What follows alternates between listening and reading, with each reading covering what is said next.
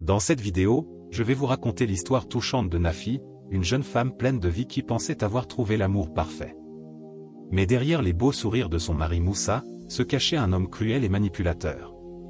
Leur mariage, qu'elle voyait comme un rêve, s'est transformé en cauchemar. C'est l'histoire d'une femme qui va tout perdre, mais aussi tout affronter pour retrouver sa liberté. Entre trahison, violence et courage, Nafi va se battre pour échapper à l'enfer qu'elle vit chaque jour. Préparez-vous, car cette histoire est à la fois triste, émouvante et pleine de leçons de vie. Voici l'histoire de Nafi.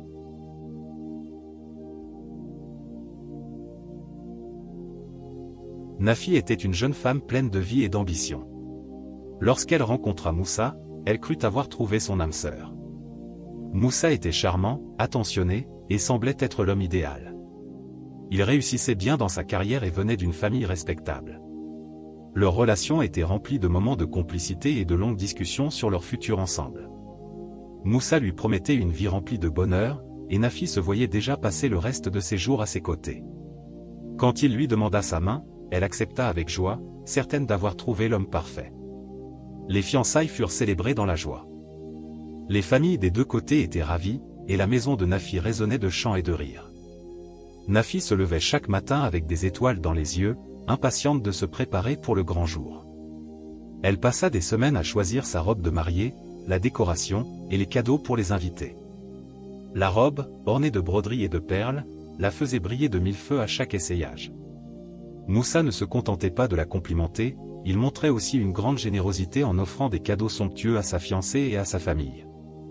Nafi se sentait comblée d'amour et se disait qu'elle était la femme la plus chanceuse du monde. Le jour du mariage arriva enfin. La cérémonie fut grandiose, entourée de familles et d'amis venus célébrer cette union. La maison était décorée de fleurs et de couleurs vives. Nafi était resplendissante dans sa robe de mariée, et Moussa, élégant dans son costume, ne pouvait détacher son regard d'elle. Les invités dansaient et chantaient, remplis de bonheur pour le couple. Moussa, tenant la main de Nafi, lui chuchota à l'oreille, « Je te promets de te rendre heureuse toute ta vie. » Ce moment, Nafi s'en souviendra toujours. Après la cérémonie, les jeunes mariés partirent en lune de miel. C'était un voyage dont Nafi avait toujours rêvé. Ils passèrent leur journée à se promener sur la plage, à savourer des dîners romantiques, et à partager des moments de tendresse. Pourtant, malgré cette façade idyllique, Nafi remarqua des signes inquiétants chez Moussa. Il devenait jaloux pour un rien, lui faisait des remarques sur sa façon de s'habiller et semblait la surveiller de près.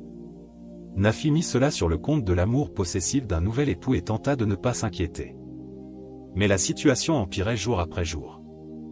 Au début, tout le monde pensait que Moussa était l'homme idéal, et c'est ce qu'il voulait faire croire. En public, il était charmant, affectueux, souriant. Mais derrière cette façade, une fois la porte de leur maison fermée, Moussa révélait un autre visage, bien plus sombre. De retour de leur lune de miel, les signes inquiétants commencèrent à se manifester. Nafi se rappellera toujours de la première fois où il l'a critiqué, juste après un dîner. Ce soir-là, elle avait cuisiné avec amour, espérant lui faire plaisir. Mais Moussa, d'un ton glacial, lui reprocha que le repas n'était pas à son goût. « Tu ne sais même pas cuisiner correctement, tu n'es bonne à rien », lui avait-il dit. Ce fut comme un coup de poignard pour Nafi, qui n'avait jamais entendu de telles paroles de la part de celui qu'elle aimait. Elle avait tenté de sourire, de prendre cela à la légère, pensant que c'était une mauvaise journée pour lui. Mais ce genre de remarque devint une habitude. Moussa trouvait toujours quelque chose à critiquer, sa manière de s'habiller, ses cheveux, la façon dont elle s'occupait de la maison. Il lui répétait qu'elle ne valait rien sans lui, qu'elle était chanceuse de l'avoir épousé. Au début, Nafi croyait qu'il disait cela sous l'effet de la colère, qu'il ne pensait pas vraiment ces mots. Mais petit à petit, ces remarques s'enfonçaient dans son esprit, la faisant douter d'elle-même. Nafi se retrouvait dans une spirale de soumission.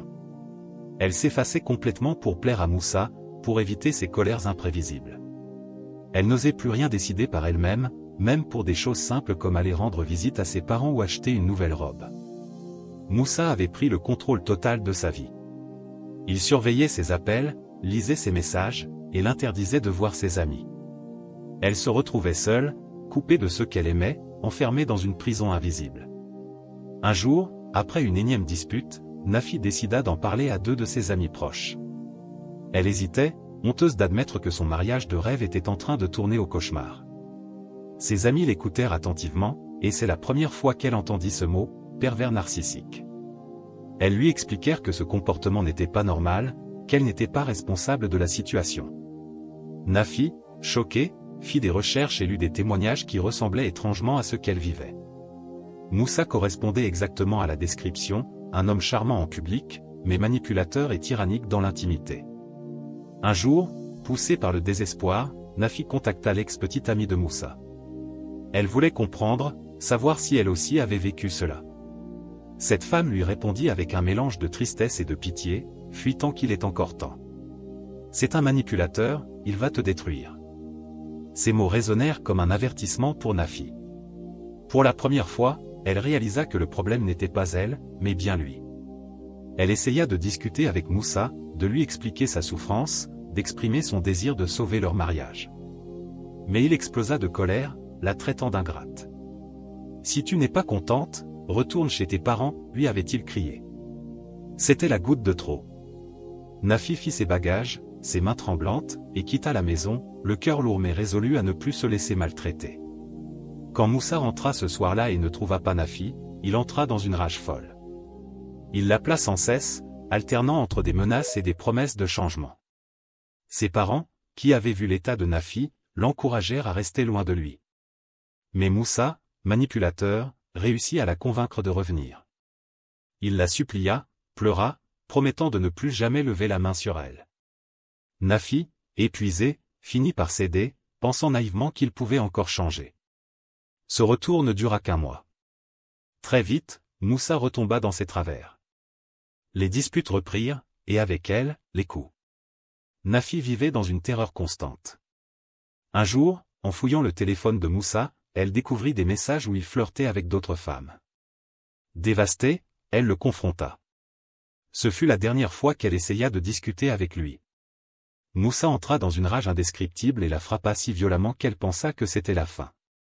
C'est alors qu'elle prit la décision de fuir pour de bon. Elle se réfugia dans un hôtel à Matam, loin de tout, espérant enfin trouver un peu de répit. Mais Moussa la retrouva. Il l'attrapa devant l'hôtel, la frappa devant des témoins impuissants, puis l'obligea à monter dans sa voiture. Le trajet jusqu'à Dakar fut un calvaire.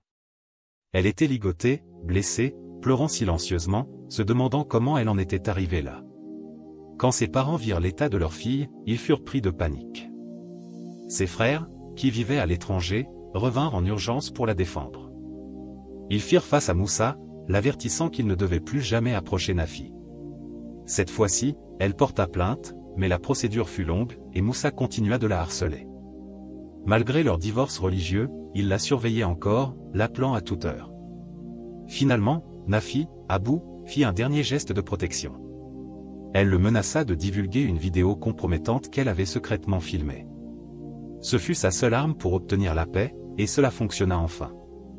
Aujourd'hui, Nafi tente de se reconstruire.